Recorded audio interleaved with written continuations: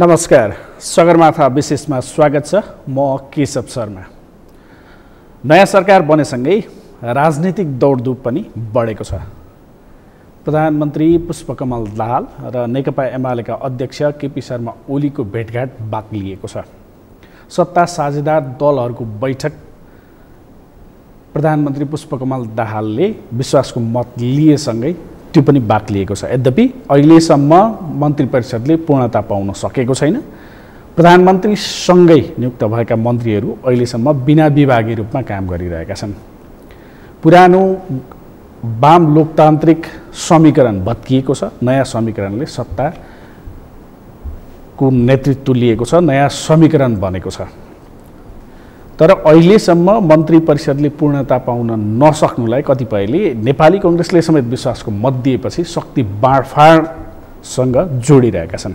आज हामी सरकार गठन, मन्त्री परिषदले पूर्णता कहिले पाउला, नयाँ समीकरण लगायतका विषयमा केन्द्रित रहेर कुराकानी गर्नेछौँ। हामीसँग कुराकानीका लागि पूर्व मन्त्री, नेकपा एमालेका केन्द्रीय अनुशासन आयोगका अध्यक्ष, एमालेका नेता केशव बडाल हामीसँग स्टुडियोमा हुनुहुन्छ। स्वागत छ यहाँलाई कार्यक्रममा। धन्यवाद। यो नेपाली कांग्रेसले प्रधानमन्त्रीलाई विश्वासको मत दिइसकेपछि नेपाली कांग्रेसका नेताहरूले बाहिर जस्तो भने जस्तै भित्री कुरा अरू केही पनि छैन, शङ्का गर्नुपर्ने कारण छैन भनिरहेछन्। तपाईले चाहिँ विश्वासको मतमा अरू केही छैन भन्ने कतिको विश्वस्त हुनुहुन्छ? अब यो भविष्यवाणी गर्ने अथवा चाहिँ जोरकी बिजोर गरे जस्तो गर्ने कुरो पनि आएन। तर प्रश्न के छ भने अब यो यसै पनि 7 दलीय गठबन्धनको सरकार त छँदै थियो। त्यसको निम्ति 169 सदस्यहरूको हस्ताक्षर पुगिसकेका थियो सामान्य राष्ट्रपतिकोमा।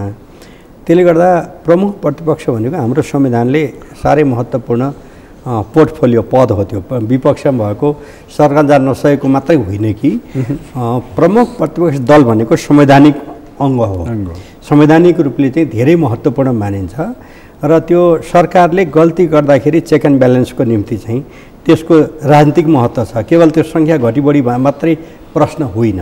यो भनेको लोकतन्त्रलाई आधारभूत तहसम्म स्थापित गर्न, लोकतान्त्रिक मूल्य, मान्यता, आचरण, कार्यशैली, कार्यपद्धतिलाई ठिकसित अगाडि बढाउन र वेटिङ गभर्मेन्टको रूपमा पनि रहने हुनाले प्रमुख प्रतिपक्षी दलको चाहिँ साह्रै ठुलो महत्त्वपूर्ण भूमिका छ। त्यसले गर्दा नपुग हुँदाखेरि ठिक छ, सरकार बनाउनको निम्ति अप्ठ्यारो पर्दाखेरि बाध्यात्मक अवस्थामा समर्थन गर्ने कुरा चाहिँ त्यसलाई अलिकति स्वाभाविक मानिएला। तर अहिले 138 बहुमत पुगिने ठाउँमा 169 त अलरेडी लिखतै गएको, अरू पनि थपिने क्रम भएको बेलामा प्रमुख प्रतिपक्ष दलको हैसियत राख्ने योग्यता भएको पार्टी नेपाली कांग्रेस हो। किनभने 10% भन्दा घटी भइसकेपछि त्यो प्रमुख प्रतिपक्ष दलको हैसियत पनि राख्दैन। त्यसले गर्दा प्रतिपक्षमा अरू पनि हुनुहुन्छ, तर चाहिँ के छ भने त्यो सङ्ख्याले चाहिँ त्यो भ्यालु दिँदैन। यस्तो बेलामा नेपाली कांग्रेस प्रतिपक्षमै बसेर आफ्ना कुराहरू गरेको भए पनि हुन्थ्यो। तर उहाँहरूले के सोचेर गर्नुभयो त्यो फेरि लोकतन्त्रमा यस्तो किन गरे भनेर म किन भन्नु। किन अब चाहिँ नेकपा एमाले वर्तमान सरकारको सत्तारूढ दलभित्रको दल हो। त्यसले गर्दाखेरि चाहिँ म धेरै कुरो भन्न चाहन्न। तर के छ भने लोकतन्त्रलाई सबल, सक्षम, प्रभावकारी, व्यवस्थित बनाउनुको निम्ति प्रतिपक्षको बहुत ठुलो भूमिका हुन्छ। संसद भने त संसद सरकार सत्तापक्षको, संसद प्रतिपक्षको भनिन्छ। अब त्यहाँ चाहिँ चित्रबहादुरजी र हाम्रो चाहिँ अब प्रेम सुवाल दुईजना मात्रै प्रतिपक्षमा रहनुभयो, अरू कोही पनि त्यहाँ देखिनु भएन। यसले के देखाउँछ भनेपछि लोकतान्त्रिक आधारलाई कुनै न कुनै रूपले अलिक कमजोर बनाउँछ। जस्तो राष्ट्रपतिको निर्वाचन हुँदैछ, सभामुखको निर्वाचन होला। मैले कहाँनिर जोड्न खोजेँ भने प्रधानमन्त्री पुष्पकमल दाहालले कांग्रेस लगायतका दलहरूलाई धन्यवाद पनि भन्नुपर्नेछ। राष्ट्रपति, सभामुख लगायतका निर्वाचनका विषयमा उहाँहरूसँग छलफल पनि गर्नुपर्ने छ भनेपछि एमाले अलि झस्किए हो कि त्यो खालको नेताहरूको सार्वजनिक अभिव्यक्ति आउँदै गर्दा? होइन, हामी त झस्किनुपर्ने, आत्तिनुपर्ने, निराश हुनुपर्ने कुनै कारण छैन। म स्वदेश र प्रवासमा रहेका लाखौँ एमालेका पार्टी सदस्य, जिम्मेवार अब समर्थक, शुभेच्छुकलाई ढोकाउन म अनुरोध गर्छु कि हामी चाहिँ राष्ट्रलाई अप्ठ्यारोमा नपरोस् भनेर यो सरकार बनाउने हिसाबमा हामी गएको, किनखेरि सम्मानित राष्ट्रपतिले 7 दिनको समय दिनुभएको थियो। 7 दिनको दिनको पनि 12 बज्दाखेरि पनि उहाँहरूको बैठकले केही पनि नभनेको र त्यसमा हामीलाई लागेको के थियो भने त्यो 5 बजाउने त्यसपछि 76-3 मा सरकार गठन गर्ने चाहिँ इच्छा चाहिँ मेरा मित्र चाहिँ शेरबहादुरजीले राख्नुभयो कि भन्ने लागेर अनि हाम्रो आदरणीय अध्यक्षले क्विक डिसिसन गरेर यो ठाउँ पुग्या हो। त्यसनाले यो विषयमा हामी मेन्टल्ली चाहिँ प्रतिपक्षमा बस्ने मानसिकता बनाएरै बसिसकेका थियौँ। त्यसमा चाहिँ हामीलाई कुनै चिन्ता थिएन, किनखेरि नेकपा एमाले 6 सालमा कम्युनिस्ट पार्टी स्थापना कालदेखि अधिकांश समयमा त सङ्घर्षमै रह्यो, प्रतिपक्षमै रह्यो, सत्तामा त कहिलेकाहीँ मात्रै रहेको हो। कहिलेकाहीँ रहँदाखेरि पनि अनेक खालका आन्तरिक बखडाले गर्दा समस्याहरू पनि भइरहेकै छन्, त्यतातिर म अहिले किन जानु। त्यसले गर्दाखेरि चाहिँ अब यो चाहिँ 76-2बाट 3 मा जान चाहिँ दिनु उपयुक्त हुँदैन। अहिलेको जुन जनताले ऐमत दिएका छन् त्यसको निम्ति त्यो उपयुक्त बाटो होइन भन्ने लागेर र चाहिँ आदरणीय अध्यक्ष केपी ओलीले यसलाई क्विक डिसिसन गरेर र मेरा कमेन्ट चाहिँ प्रचण्डले पनि अब छिटै नै त्यो डिसिसन गर्नुभयो र यो त्यतिखेर गर्ने बाध्यतात्मक अवस्था थियो। किन भन्दाखेरि चाहिँ यदि 7 दिनको समय दिँदाखेरि भोलिपल्टैबाट यो सब गर्न खोजेको भए त्यो अलिकति चाहिँ के हो कसो कन्स्पिरेसी पो छ कि भनेर अरू कसैले अनुमान गर्ने कुरो हुन्थ्यो। तर त्यस्तो नभएर अन्तिम समयमा 76-2बाट सरकार बन्ने अवस्थाको निम्ति 2-2.5 घन्टा मात्रै बाँकी भएको बेलामा भएको डिसिसन भएको हुनाले यो ठिक टाइममा ठिक खालको डिसिसन गरेको हो। अब जहाँसम्म यसपछि अब के हुन्छ, राष्ट्रपति के हुन्छ, सभामुख के हुन्छ भन्ने कुरोको बारेमा अहिले म धेरै चर्चा गर्न भन्दा पनि म सबैलाई के छ भनेदेखि अहिलेको यो सरकार गठन गर्ने कुरामा 76-3 मा जानबाट 2बाटै सरकार गठन गर्नुपर्छ भन्ने कुराको पहल कदमी नेकपा एमालेले लिएको हुनाले र यसमा वर्तमान सम्मानित प्रधानमन्त्री पुष्पकमल दाहालज्यूलाई पनि मेरो विशेष अनुरोध पनि छ कि अब हामीले साह्रै आफूलाई छिनछिनमा धेरै कुरो फेरबदल गर्न थाल्यौँ भने विश्वसनीयताको मात्रा जस्तो विगतको भन्दा अब चाहिँ घट्ने क्रम छ। फेरि त्यो अरू घटाउने काम उहाँले पनि नगर्नु हुँदा राम्रो हुन्छ, मेरो सुझाव हो। गर्ने त उहाँले हो। त्यसले गर्दा चाहिँ अब तर हामी त्यो यो भए पनि त्यो भए पनि हामी चाहिँ आत्तिनुपर्ने, चिन्तित हुनुपर्ने। प्रचण्डले विश्वासको मात्रा चाहिँ घटाउनु हुँदैन भन्ने हो। हजुर, विश्वासको मात्रा जुन विश्वासको मात्रा घटाउनु हुँदैन, किनखेरि विश्वसनीयता भनेको चाहिँ पोलिटिकल पार्टीहरूको सबभन्दा ठुलो एसेट भनेको विश्वास हो। सबभन्दा ठुलो सम्पत्ति भनेकै एसेट भनेकै चाहिँ विश्वास हो। विश्वासमा ह्रास आउँदै आउँदै गएपछि चाहिँ होइन अब कहिले यता कहिले उता गर्न थाल्यौँ भने विश्वासमा ह्रास आउँछ। ह्रास आइसकेपछि चाहिँ किनभने 48 मा पनि म प्रतिनिधिसभा सदस्य हो, त्यतिखेर पनि अब प्रचण्डजीहरूको नेतृत्वमा रहेको 9 सिट थियो, तेस्रो ठुलो पार्टी थियो होइन। अब 52 पछि युद्धमा जानुभयो, अनेक खालका घटनाहरू भए, धेरै ठुलो क्षति पनि भयो, धेरैले शहादत पनि प्राप्त गर्नुभयो। यी सब घटना हुँदै हुँदै जाँदाखेरि चाहिँ अब 64 मा आएर चाहिँ 120 सिट 240 सिट थियो त्यतिखेर, त्यसमा चाहिँ 120 सिट जित्नु भएको हो। अब त्यहाँबाट क्रमशः भएको छ र अहिले पनि उहाँहरू 48 मा तेस्रो हुनुहुन्थ्यो, अहिले पनि तेस्रो। त्यसले गर्दा यो स्थितिलाई गम्भीरता साथ के लिनुपर्छ भने आम मतदाता, आम जनतामा विश्वसनीयतालाई बलियो बनाउनुपर्छ। विश्वसनीयतालाई चाहिँ सामान्य कुरो हो भन्न ठान्नु हुँदैन, किनभने पार्टीको सबभन्दा ठुलो एसेट सम्पत्ति भनेकै जनताको विश्वास हो। जनताको विश्वास घट्यो भने ऐश्वर्य प्राप्त गरे पनि त्यसको केही अर्थ हुँदैन। तर भित्री कुरा केही लुक्या छ भनेर केही राजनीतिका जानकारहरूले भन्ने गरेका छन्। यसलाई मैले कहाँनिर पनि जोड्न खोजेँ भने जस्तो प्रधानमन्त्री बनिसकेपछि पुष्पकमल दाहाल र ओलीकै बिचमा पनि आज समेत गरेर 7 पटक भेटवार्ता भइसकेका छ। सत्तारूढ दलहरू जुन समीकरण बनेका छ त्यो समीकरणहरूको लगभग 1 दर्जन पटक चाहिँ छलफल भइसकेका छ र तपाईँकै अध्यक्ष ओलीले पनि संसदमै बोल्दा चाहिँ यो चाहिँ जाल हान्न खोजिया हो भने, यो विश्वासको मत जाल हान्न खोजिया हो भने चाहिँ माछा पर्नेवाला छैन भनेर भन्नु भने चाहिँ भन्नु। रामचन्द्र पौडेल नेपाली काङ्ग्रेसका वरिष्ठ नेताले चाहिँ फेरि उहाँ चाहिँ पहिलेकै समीकरणमा फर्किनुहुन्छ अथवा चाहिँ राष्ट्रपति लगायतका अन्य उयोहरूमा चाहिँ हाम्रो छलफल यसरी अगाडि बढ्छ भनेर जुन नेताहरूले भनिरहेछन् नि, मैले त्यहाँ लगेर जोड्न खोजेँ। खास यसमा चाहिँ अब आदरणीय अध्यक्षले संसदभित्र बोल्नुभएको होइन, यदि अरू कसैले अन्यथा इच्छा राख्नु भएको छ भने अहिलेको हाम्रो यो टिम जुन बनेको छ त्यसमा चाहिँ त्यो दायाँ बायाँ हुँदैन भन्ने कुरालाई उहाँले विश्वास दिलाउनु भएको। किनखेरि कसैले ढोक्सा थाप्नु भएको भए, कसैले चाहिँ अब कहीँ खुङ्गा भनिन्छ, कहीँ ढोक्सा भनिन्छ, जाल थाप्या भए त्यहाँभित्र माछा पर्नेवाला छैन। अर्थात् अन्यथा सोचका साथ समर्थन गरेको भए त्यो तपाईँहरूको निरर्थक विषय हुन्छ भन्ने अर्थमा उहाँले भन्नुभयो। उहाँको यो अब चाहिँ स्याम्बोलिक ढङ्गले विचार प्रस्तुत गर्ने अभ्यासमा माहिरै हुनुहुन्छ, त्यो गरे हो। यसले त के देखाउँछ भने वर्तमान सम्मानित प्रधानमन्त्री पुष्पकमल दाहाल समेतको जुन टिम छ त्यो टिमप्रतिको विश्वासलाई त्यसले दर्शाउँछ। त्यसले अन्यथा ढङ्गले जाँदैन। त्यो टिमप्रतिको कन्फिडेन्स हाम्रो अध्यक्ष केपी ओलीले व्यक्त गर्नुभएको विचारले कन्फिडेन्स देखाउँछ। त्यसमा कन्फिडेन्स देखाएको कुरालाई त फेरि हामीले बहस गर्नुपर्ने विषय के छ र? अब यो समीकरण जसरी बनेको छ, पहिले एउटा समीकरण थियो, त्यो समीकरण टुटेर अहिले नयाँ समीकरण बन्यो। त्यही समीकरणले चाहिँ नि सरकार सञ्चालन गरिरहेछ। त्यसको नेतृत्व चाहिँ नेकपा एमाले गरिरहेछ। कुनै बेला तपाईँहरू जस्तो अहिले पुष्पकमल दाहाल प्रचण्ड चाहिँ प्रधानमन्त्रीका रूपमा हुनुहुन्छ, कुनै बेला तपाईँहरू पार्टी समेत एकीकरण गरेर एउटै पार्टी बनाएर अगाडि जाँदा पनि सामान्य मनमुटाव अथवा विषयहरू नमिल्दा छुट्टिनुपर्ने अवस्था आयो। त्यसैलाई हेरेर कतिपयले के भन्छन् भने अहिले पनि यो समीकरणको भविष्य चाहिँ त्यति लामो जाँदैन कि भन्ने अनुमान गर्छन्।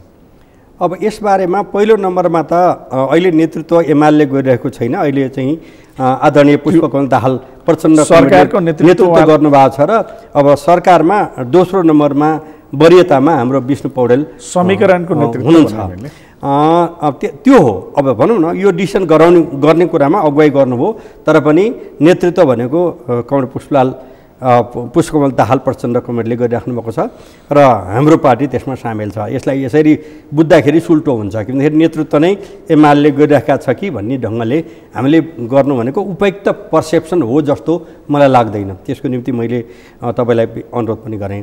र जहाँसम्म चाहिँ अब यो विषयमा हामीले अहिले शङ्काको एउटा उदिन्ने शङ्काद्वारा समस्यालाई उदिन्ने भन्दा पनि सुल्झाउने बाटोमा तपाईँहरू मिडियाकर्मी जानुपर्छ। र हामी सबै चाहिँ के छ भने अहिलेको जनताको भर्डिक्ट के छ भने कुनै एउटा पार्टीलाई, राजनीतिक दललाई जनताले भर्डिक्ट दिनु भएन, होइन?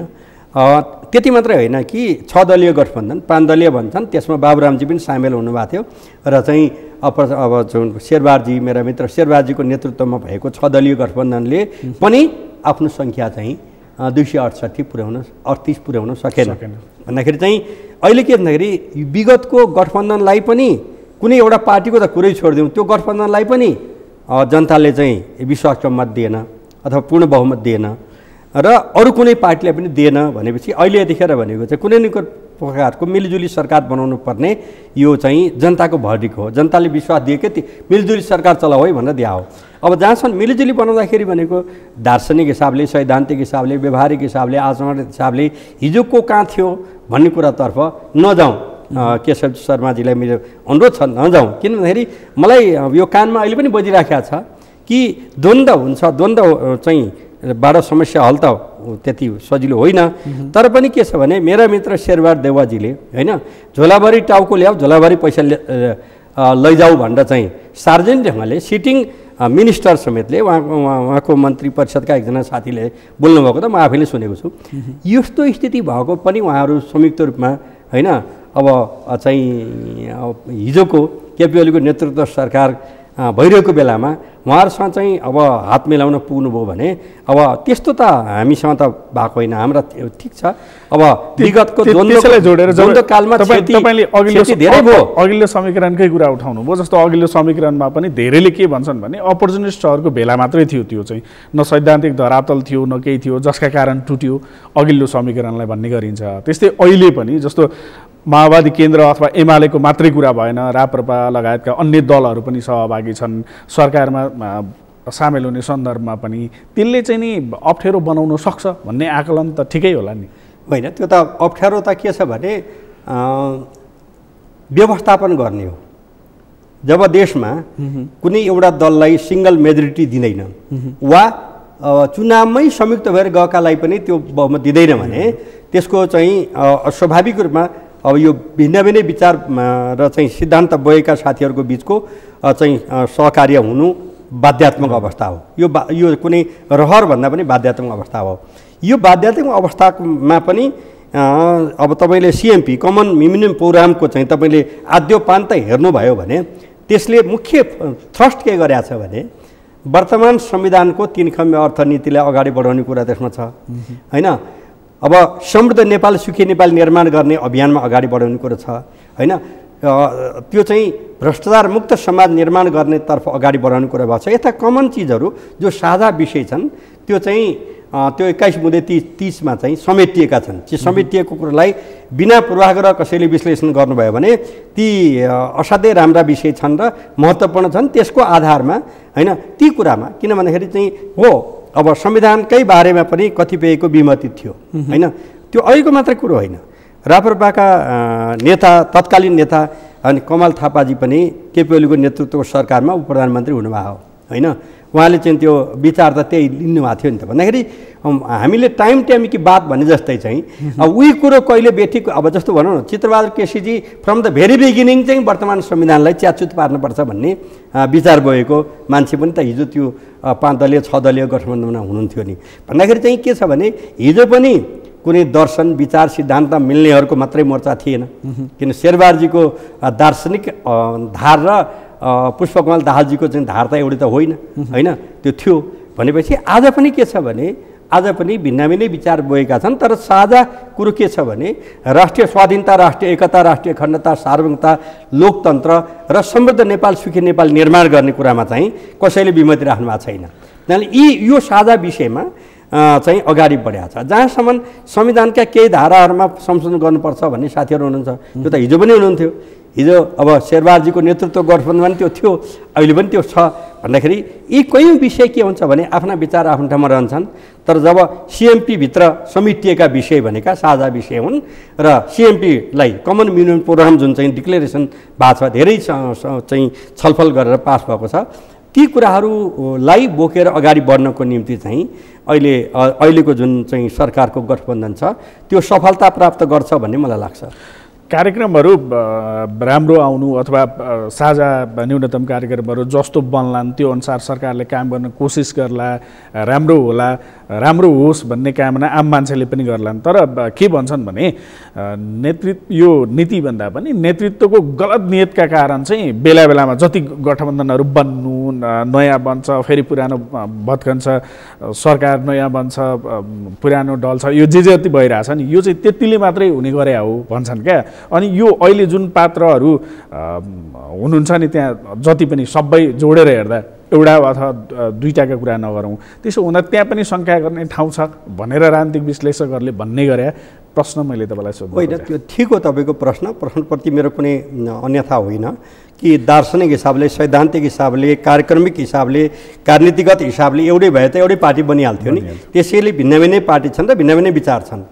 तर यसमा के छ भने यो के होला भन्ने जहाँसम्म छ मलाई चाहिँ एउटा चाहिँ पुरानो सम्झना आयो। अलेक्जेन्डर पोपले भन्छन् for forms of government let fool contest FOOL fool contest whatever best administrative best. भन्नाले मुख्य कुरो संसारमा 216 देशहरू छन्, 193 त संयुक्त राष्ट्रसङ्घका सदस्यै छन्। तीमध्ये अनेक खालका दर्शन विचार बोकेकाहरू छन्।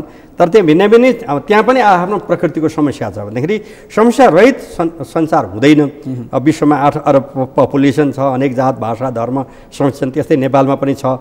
भनेपछि चाहिँ जुन प्रकृतिको नेपालको सामाजिक बनोट छ होइन, किनभने अब 17% तराई भित्री मधेस, 68% मध्य पहाडी भेग, 15% हिमाली भेग र अनेक जात अनेक भाषा अनेक धर्म अनेक संस्कृति अनेक चाहिँ वेशभूषा अनेक भौगोलिक विविधता युक्त समाज छ। त्यही अनुसारका अनेक राजनीतिक दलहरू छन्। तर आधारभूत रूपमा अहिलेको के हो, अहिलेको सरकारको के हो भने कमन मिनिमम प्रोग्रामले जे अगाडि सारेको छ हो त्यसमा अडेर अगाडि बढ्नको निम्ति चाहिँ सम्मानित प्रधानमन्त्री प्रचण्डजीलाई पनि मेरो विशेष अनुरोध छ र अरू बाँकी सामेल भएका सबै राजनीतिक दललाई पनि त्यसलाई चाहिँ साझा ढङ्गले यो हाम्रो साझा विषय हो भनेर सहयोग पुर्याउनको निम्ति अब तपाईँहरूको समीकरणमै भएका दलहरू पनि कतिपय जस्तो पहिलेको गठबन्धन छोडेर अहिलेको गठबन्धनका कुरा गर्ने हो भने सिद्धान्त मिल्ने दलहरू पनि छन् त्यहाँभित्र। सरकारलाई बाहिर रहेर समर्थन गर्ने, जस्तो नेपाली कांग्रेस बाहेक एकीकृत समाजवादीले पनि विश्वासको मत दियो। जस्तो अहिले सरकार सञ्चालन गर्ने तहसम्म मात्रै हुन्छ कि पार्टी एकीकरणसम्मको प्रयास अथवा चाहिँ त्यहाँसम्म जान्छ भन्ने लाग्छ तपाईँलाई? होइन, अब यसबारेमा त अनुमानै गर्ने हो। तपाईँले जस्तै मैले पनि अनुमान गर्ने हो। कतिपय दलहरूले चाहिँ मुख्य कुरो एकताका लागि कमिटीहरू सुनेको छु, या उपेन्द्रजीले नेतृत्व गर्नुभएको वा माधवजीले नेतृत्व गर्नुभएको पार्टी बिचमा चाहिँ वार्ता भइराखेको छ, प्रचण्डजीले नेतृत्व गर्नुभएको पार्टीसँग एकता वार्ता भइराखेको छ भन्ने बाहिर बजारमा तपाईँले जसरी सुन्नुभएको छ मैले पनि सुनेको छु। तर त्यसमा के छ भने अब त्यो टक्लक्कै अहिले भर्खर एकता भइहाल्ने मैले सहज त्यति देखाएको छैन। किनकि एकताको प्रोसेस भनेको चाहिँ दुईटा हुन्छ। एउटा प्याचअप एकता, त्यसको परिणाम के हुँदो रहेछ भन्ने कुरो विगतले देखाइसकेको छ।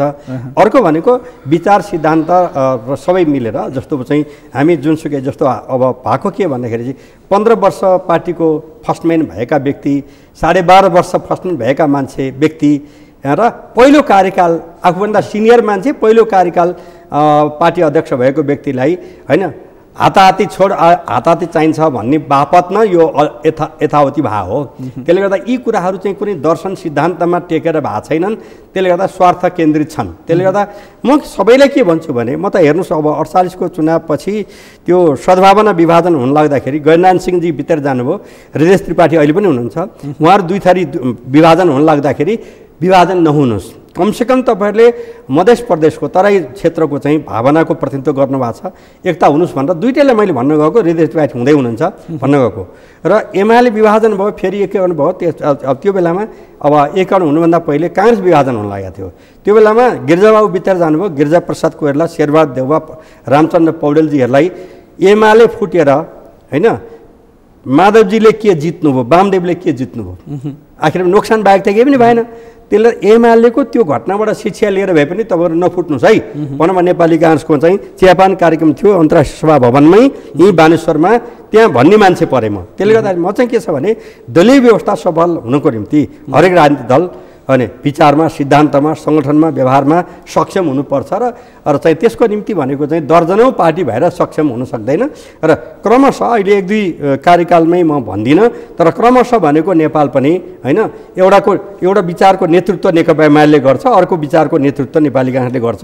त्यो ठाउँमा 10 वर्ष 15 वर्षभित्र पुग्ने सम्भावना मैले देखाएको छु। किनखेरि धेरै पार्टी बन्ने र विघटन हुने, बन्ने र चाहिँ अब हुने खालका भए। धेरै ठुलो विद्वान हाम्रो चाहिँ बाबुराम भट्टराईजी होइन बहुत ठुलो विद्वान हुनुहुन्छ, तर उहाँ कतिचोटि चाहिँ अब त्यो संविधान बनाउन्जेल हामी सँगै थियौँ होइन, सँगै हस्ताक्षर गरे हो, भोलिपल्ट उहाँले त्यसको विरोध गर्दै बाहिर निस्किनु भयो, अर्को पार्टी बनाउनु भयो, फेरि त्यो अर्को पार्टी बनाउनु भयो, फेरि अर्को बनाउनु भयो। अहिले फेरि चाहिँ होइन उही पुरानै ठाउँमा चाहिँ घुमी फेरि रुम्जाटारतिर जाँदै हुनुहुन्छ भन्दाखेरि चाहिँ के देखिन्छ भने अब भनेको चाहिँ फुटेर जानेहरूले त्योबाट पाठ सिक्नुपर्छ भन्न खोज्नु भयो। वास्तवमा दार्शनिक सैद्धान्तिक इत्यादि हिसाबले आज म भन्दिनँ, एउटा चुनाव आउँदो चुनावमै म भन्दिनँ, क्रमशः जाने भनेको 2 पार्टी सिस्टम हो। र त्यो भनेको चाहिँ एउटा विचारको नेतृत्व नेकपा एमाले गर्छ। किन यसपालिकै मतमा पनि पूर्व प्रधानमन्त्री 4 जना र वर्तमान प्रधानमन्त्री समेत 5 जना चाहिँ कसिएर लाग्नुभयो, अरू को कुन साथी लाग्नुभयो म त्यो भन्न चाहन्न। लाग्दाखेरि पनि आखिरमा यो पार्टीलाई दिएको मत त 44 जिल्लामा नेकपा एमाले 1 नम्बरमा छ, 20 जिल्लामा काङ्ग्रेस 1 नम्बरमा छ, 5 जिल्लामा माओवादी 1 नम्बरमा छ भने पार्टीले दिएको मत त विभाजन भएको थिएन नि त। किनखेरि सिट बाँडफाँड त प्रत्यक्ष चुनावमा मात्रै भएको थियो नि त। भन्दाखेरि यसले के देखाउँछ भने सुदूर भविष्यमा अथवा चाहिँ चाँडै होला ढिलो होला 2 पार्टी सिस्टममा नगइकन चाहिँ सही ढङ्गले हामी अगाडि बढ्न सक्दैनौँ। त्यसले गर्दा त्यो स्थितिमा बिस्तारै व्यवहारबाट जाने हो, फेरि कुनै संविधान फेरेर अथवा अरू बाटोबाट मैले भनिरहेको छैन। भन्दाखेरि चाहिँ क्रमशः जाने त्यही हो। त्यो ढङ्गले चाहिँ विचार मिल्ने, सिद्धान्त मिल्नेहरू चाहिँ एक ठाउँमा जानुपर्छ ढिलो चाँडो होइन। रहरको निम्ति कहिलेकाहीँ बनिया पार्टी दिगो हुँदैन। किनकि तपाईँ नेपाली काङ्ग्रेस पनि होइन मातृका र गिरिजा बिपी कोइराला बिचमा पनि अन्तर्विरोधहरू भयो होइन। पछि चाहिँ अब चाहिँ तुलसी गिरी महासचिव भन्नुहुन्थ्यो नेपाली काङ्ग्रेसको, उहाँ पनि मिल्नु भएन। पछि 38मा आएर चाहिँ होइन अर्थीसा र आदि इत्यादि भयो, भएन। पछि पार्टी नेपाली काङ्ग्रेस विभाजनै भयो होइन। अब त्यो टिकेन, फेरि एकीकरण हुनु पऱ्यो भन्दाखेरि यसले के देखाउँछ भने अब यो देशमा दीर्घकालीन हिसाबले भनेको 2 पार्टी सिस्टममा जाने हो, जानुपर्छ र त्यो नै देशको निम्ति पनि हितकारी हुन्छ। यसले गर्दाखेरि चाहिँ यसको निम्ति विचार सिद्धान्त मिल्नेहरूको बिचमा युनिटी गर्दै जानुहोस् जो जहाँ इच्छा लाग्नुहुन्छ तपाईँहरू लाग्नुहोस् होइन। यसबारेमा म चाहिँ यो गर्नुहुन्छ यो गर्नुहुन्न यो बेठिक यो ठिक भनेर म जजमेन्ट गरिरहेका छैन अहिले। म के भन्छु भने तर अब चाहिँ गठन र पार्टी बनाउने त वर्तमान संविधानको निर्माता भएको नाताले 50 वर्ष लोकतन्त्रको निम्ति निरन्तर सङ्घर्ष गर्ने मान्छे मध्ये म पनि भएको हुनाले वर्तमान संविधानले दिएको अधिकारलाई हरेकले प्रयोग गर्नु भएको छ, त्यसको निम्ति मलाई केही भन्नु छैन। तर क्रमशः समृद्ध नेपाल सुखी नेपाल निर्माण गर्न राष्ट्रिय स्वाधीनता, राष्ट्रिय एकता, राष्ट्रिय अखण्डता, सार्वभौमता, लोकतन्त्र र समाजवादतर्फको यात्रामा सबल ढङ्गले अगाडि बढ्नको निम्ति चाहिँ बिस्तारै बिस्तारै भनेको चाहिँ विचार मिल्नेहरूको बिचमा एकता गर्दै जानुहोस् र अहिले तपाईँले उठाउनु भएको साथीहरू पनि जहाँ कुरो मिल्छ त्यहाँ एकता गर्दै जानुहोस्, त्यसमा शुभकामना छ मेरो। फर्किनुहुन्छ भन्ने आशा छ? होइन, हाम्रो मैले त बार भनेको छु, तपाईँसँग नि भनौँ कि नेकपा एमाले निर्माणमा होइन 27.5 वर्ष यो पार्टीको लिडिङ गरेका मान्छे माधवजी र जेएनजी हुनुहुन्छ। 12.5 वर्ष जेएनजीले नेतृत्व गर्नुभएको, 15 वर्ष माधवजीले नेतृत्व गर्नुभएको। अथवा यो पार्टी निर्माणमा तपाईँहरूको रगत पसिना चाहिँ र तपाईँसँग भएका बाँकी सबै लाग्नु भएको छ। अरूलाई म कसैलाई दोष दिन चाहन्न कि माधवजीले पार्टी विभाजन गर्नुहुन्न भनेर अडेको भए एकजना मान्छे नि कोही पनि जाँदैन थियो। त्यसले गर्दा एमालेमा ढोका बन्द छैन, एमालेमा खादा माला लाएर सिन्दुर लाएर स्वागत गर्नु पर्दैन। तर मेची महाकाली तराई हिमाल र प्रवासमा रहनुभएका एमालेलाई केही समय चाहिँ बाहिर रहनुभएका साथीहरूलाई हार्दिक स्वागत छ। आउनुहोस्, कुनै चाहिँ आफ्नो घर हो, आफैले निर्माण गरेका ठाउँ हो, त्यो आउनको निम्ति चाहिँ सदा सर्वदा अन्तर्दिलबाट स्वागत गर्न चाहन्छु। म केन्द्रीय अनुशासन आयोगको अध्यक्षको हैसियतले भन्न चाहन्छु। होइन त्यो मन परेको छैन त्यो भने अन्यत्र कतै एकता गर्दै हुनुहुन्छ भने पनि हाम्रो कुनै त्यसमा चाहिँ आपत्ति हुँदैन। अन्तिममा तपाईँले चुनावको विषय अलिकति उठाइहाल्नुभयो, जस्तो निर्वाचनमा चाहिँ नि मूलधारका दलहरू तपाईँहरू लगायत नेपाली कङ्ग्रेस होला, मूलधारका दलहरूले राम्रोसँग आम मान्छेका अपेक्षा अनुसार काम गर्न सकेनन्, जसका कारण नयाँ दलहरूको उदय भयो भन्ने एउटा आइरहेको छ। तपाईँहरूले पाएको मत नयाँ दलहरूको उदयलाई चाहिँ कसरी हेर्नुहुन्छ? होइन, अब नयाँ दल मैले अहिले भने यो संविधानको निर्माता मध्ये भएको हुनाले, पानेपछि हस्ताक्षरकर्ता भएको नाताले र संविधानले दिएको अधिकार जसले प्रयोग गर्नुहुन्छ त्यसमा मलाई केही भन्नु छैन। तर पार्टी निर्माण गर्न जति सहिलो हुन्छ, निरन्तर सञ्चालन गर्न त्यसको दिगोपनको निम्ति चाहिँ त्योभन्दा कयौँ गुणा बढी कठिन हुन्छ। यी कुरालाई हेक्का राखेर अगाडि बढ्नुहोस् र सक्नुहुन्छ भने विचार मिल्नेहरूको बिचमा एकता गर्दै पनि अगाडि बढ्नुहोस्। तर युवा साथीहरू जो चाहिँ राजनीतिमा प्रवेश गर्नुभएको छ त्यसबारेमा म कुनै बेखुसी छैन। युवाहरूमा पनि राजनीतिक जागरण जुन आएको छ, मैले पनि जिम्मा बोकेर मैले पनि केही गर्न सक्छु यो देशको निम्ति भन्ने जुन भावना हो, त्यो भावनाको म सेल्युट गर्छु, सम्मान गर्छु। तर के छ भने गठन गर्नु र केही समय चुनाव जित्न, केही अगाडि बढ्नको निम्ति मात्रै सजिलो हुँदैन, निरन्तर अगाडि बढ्नको निम्ति। राजनीतिक जीवन भनेको निरन्तरता धैर्यताको पर्याय हो, जसमा निरन्तरता धैर्यता हुँदैन र त्यो चाहिँ सल्ल आउने र फल्ल जाने खालको भयो भने त्यसले कसैको हित गर्दैन। त्यसले गर्दा यहाँहरू सबैलाई पनि अनुभव खहरे खोला हुन भएन। हजुर, खहरे खोला हुन भएन। हजुर, म त्यस्तो शब्द किन प्रयोग गरौँ भनेर मैले अलिकति चाहिँ अलि नरम शब्द प्रयोग गरेको। खहरे खोलो नै मैले किन भनौँ, तर उहाँहरूमा यङ जेनेरेसनमा जुन चाहिँ जागरण आछ उहाँहरूको चाहिँ दिगोपनको निम्ति जस्तो सुकै दिगोपन हुँदै पनि मूल कुरो छोड्नै नहुने भनेको राष्ट्रिय स्वाधीनता, राष्ट्रिय एकता, राष्ट्रिय अखण्डता, सार्वभौमता, लोकतन्त्र, समृद्ध नेपाल सुखी नेपाली र हाम्रो देश चाहिँ जुन प्रधान शाहले दुई ढुङ्गाको तरुल भनेर जुन भन्नुभएको थियो, त्यो हिसाबले हामी चाहिँ असमान परराष्ट्र नीतिलाई दृढतापूर्वक भोग्दै होइन, संसारमा हाम्रो कोही बैरी छैन, तर हाम्रो हित विपरीत कसैले केही गर्न पाइँदैन। तर हाम्रो राष्ट्रको राष्ट्रिय हितको निम्ति चाहिँ हामी साझा सवालमा एक ठाउँ उभिने गरी अगाडि बढौँ। अब त्यो गर्दै जाँदाखेरि चाहिँ जोसँग तपाईँहरूलाई मन लाग्छ एकता गर्दै पनि जानुहोस्। हस्, यहाँसम्म आएर समय दिनुभयो, समय र संवादका लागि यहाँलाई धेरै धेरै धन्यवाद। केशव शर्माजीलाई र यो सगरमाथा टेलिभिजनलाई धेरै दिनपछि डाक्नु भएको छ, यसको निम्ति चाहिँ हार्दिक हार्दिक धन्यवाद ज्ञापन गर्न चाहन्छु। र सम्पूर्ण दर्शक महानुभावहरूमा यहाँहरू सबै पनि प्रत्येक नागरिकको यो राष्ट्र निर्माण गर्ने दायित्व हो। राष्ट्रिय स्वाधीनता र राष्ट्रिय एकता समृद्ध नेपालको निम्ति एकताबद्ध भएर अगाडि बढ्नको निम्ति विशेष निवेदन र अनुरोध पनि मैले गर्न चाहन्छु। सबैलाई नमस्कार। हस्, उहाँ हुनुहुन्थ्यो नेकपा एमालेका नेता केशव बडाल हामीसँग कुराकानी गर्नुहुँदै। आजका लागि सगरमाथा विशेषको समय सकिएको छ। म केशव शर्मा बिदा हुन्छु। सगरमाथा टेलिभिजन हेर्दै गर्नुहोला। नमस्कार।